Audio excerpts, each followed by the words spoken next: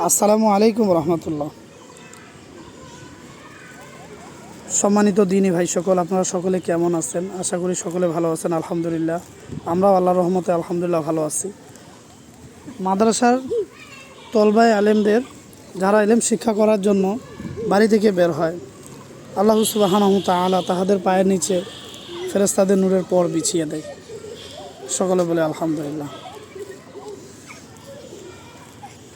এই সমস্ত বাচ্চাগুলি যখন মাদ্রাসা থেকে বাসায় যায়,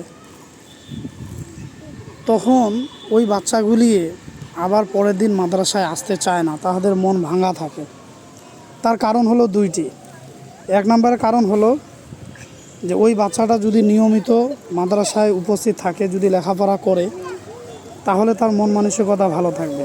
আর দ্বিতীয়ত হলো, যদি মাদ্রাসার মধ্যে শিক্ষকরা তার উপরে টর্চার করে, তার উপরে অনেক কিছু চাপ দিয়ে থাকে, তাহলে সেটার কারণেও হতে পারে।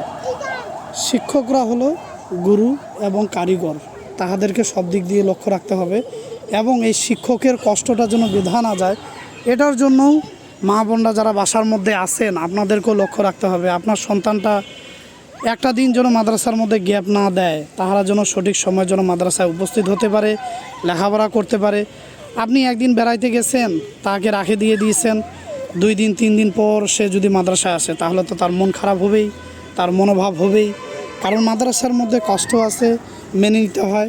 যেহেতু এটা এলেম হাসিল করতে গেলে অনেক মেহনত করতে হয়, কষ্ট স্বীকার করতে হয়।